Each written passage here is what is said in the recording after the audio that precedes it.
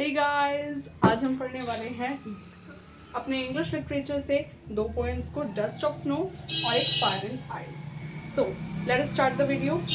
सबसे पहले हम पढ़ेंगे dust of snow. Dust of snow एक ऐसी पोएम है।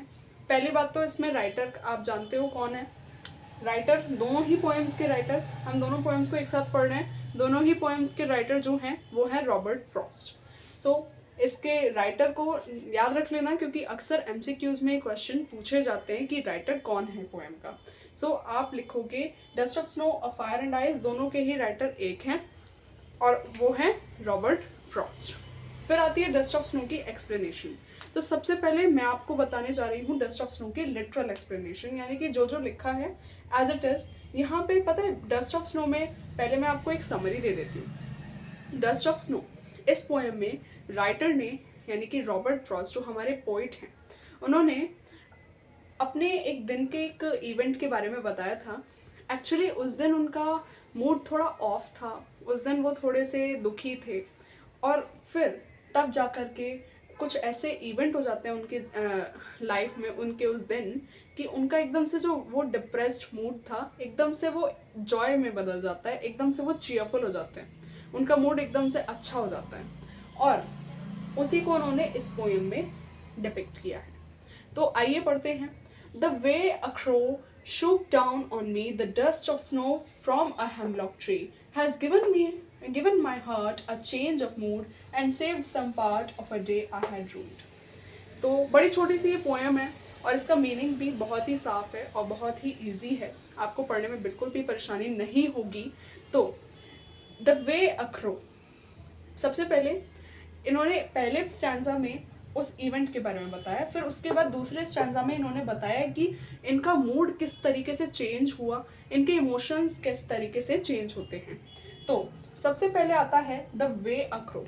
सबसे पहले इन्होंने बताया है कि एक दिन ये यूं ही जा रहे थे और एकदम से क्या होता है, मैं आपको एक इवेंट बता देती हूँ कि हाँ भाई ये सब हो रहा था, एक सिचुएशन बता देती हूँ कि ये एकदम से जा रहे थे और इस टाइम पे इनका मूड थोड़ा सा डिप्रेस्ड था, थोड़े से ये दुखी थे।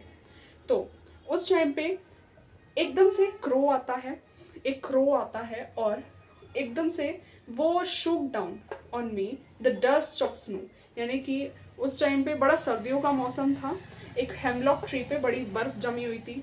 एक क्रो आता है और एकदम से ही थोड़ी सी बर्फ उनके ऊपर गिरा जाता है।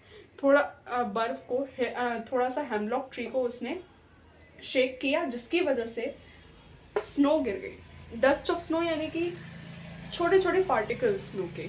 डस्ट का मतलब क्या? पार्टिकल्स, छोटे छोटे पार्टिकल्स। तो स्नो के वो छोटे छोटे पार्टिकल्स, वो क्रो उनके ऊपर गिरा जाता है।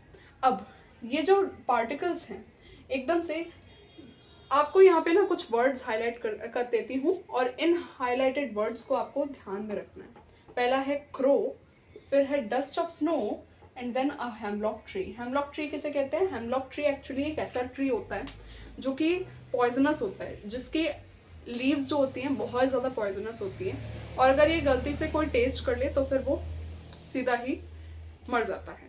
तो इसमें हेमलॉक ट्री की बात की गई है, इसमें डस्ट ऑफ स्नो की बात की गई है और क्रो की बात की गई है। और आप अगर ध्यान दो तो इन तीनों ही चीज़ों को, अब चाहे वो क्रो हो, चाहे वो स्नो हो या फिर एक हेमलॉक ट्री हो, तीनों ही चीज़ों को अक्सर हम बैड ओमेन की तरह से डिफाइन करते हैं। बैड ओमेन का मतलब होता है एक अशुभ चीज़, एक चीज़ जो कि अशुभ है, शुभ नहीं है, अपशगुन हो गया, उसे बैड ओमेन कहते हैं।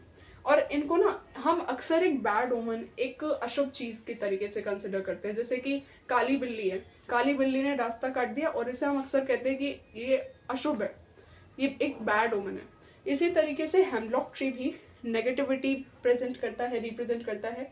स्नो भी नेगेटिविटी और क्रो भी नेगेटिविटी को रिप्रेजेंट करता है। अक्सर आपने देखा होगा कई सारी पोएम्स हैं, उनमें पीकॉक, नाइटिंगेल, ईगल, ऐसे ऐसे बर्ड्स को प्रेजेंट किया जाता है। लेकिन इस पोएम में क्रो को दिखाया गया है। इस पोएम में क्रो को क्यों दिखाया गया है उसको भी हम पढ़ेंगे। सबसे पहले आप इसका लिटरल मीनिंग जान लो, यानी कि जो वर्ड्स कह रहे हैं, जो पोएम कह रही है, एग्जैक्ट वो मीनिंग जान लो। तो पहला पैराग्राफ ये कहता है कि जिस तरीके से एक क्रो आया और उसने मेरे ऊपर कुछ स्नो की डस्ट पार्टिकल्स को उस हेमलॉक ट्री को शेक करके, यानी कि ऐसे हिला करके नहीं, आई मीन टू से कि यूं वो उड़ रहा होगा, जा रहा होगा और थोड़ा सा उसके हेमलॉक ट्री से जो क्लॉज हैं वो टच हो गए होंगे, जिसकी वजह से स्नो के कुछ पार्टिकल्स हमारे पोएट पे गिर जाते हैं।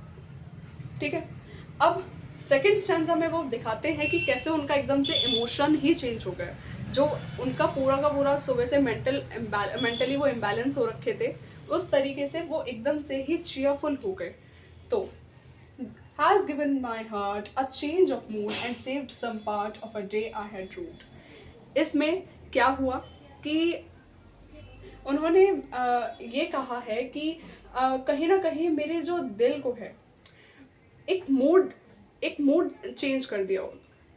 जो क्रो है, जैसे ही उसने डस्ट के कुछ पार्टिकल्स गिराए स्नो के, एकदम से ही उनका मूड चेंज हो गया, एकदम से ही अच्छा हो गया।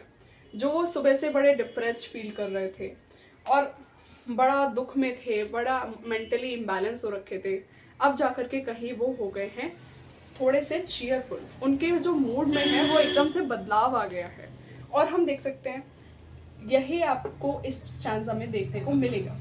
एकदम से उस क्रो ने जैसे ही कुछ स्नो के पार्टिकल्स उनके ऊपर, उस हेमलॉक ट्री के ऊपर जो जमे हुए थे, उनको शेक करा और जैसे ही वो स्नो पार्टिकल्स उनके ऊपर गिरे, एकदम वैसे ही उनके दिल को थोड़ा सा मूड चेंज हुआ। उनके दिल का जो मूड था, जो सुबह से एकदम स्पॉइल्ड था, वो चेंज हो गया। And saved some part of a day I had rued. और वो दिन का हिस्सा जो मैंने केवल और केवल डिप्रेशन में बिता करके खराब कर दिया था, अब वो जो बाकी दिन का समय था वो बच गया है, क्योंकि अब मेरा मूड दोबारा से खुश हो गया है, दोबारा से अच्छा हो गया है।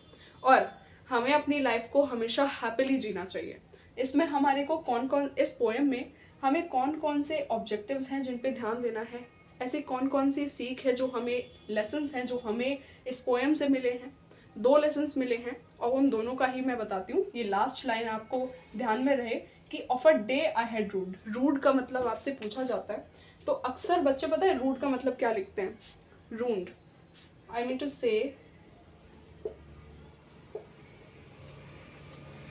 RUINED, यानी कि एकदम से बर्बाद कर देना किसी चीज़ को डिस्ट्रॉय कर देना, इसका मतलब ये होता है।